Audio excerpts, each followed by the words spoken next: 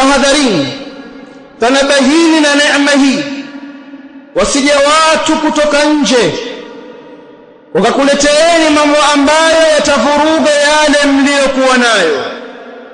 Msikubali kudanganywa na mifumo ya da'wa na mifumo ya malinganizi yanayolingania juu ya kutoka katika amani tuliyokuwa nayo tukaenda katika vurugu, tukaenda katika fujo, hali ya kuwa tupo katika amani. Msikubali kudanganywa. Hifadhini amani yenu mlionayo, ichungeni amani yenu mlionayo, na mumshukuru Allah subhanahu wa ta'ala. Kila muislamu aihifadhi amani kwa namna yoyote aiwezayo.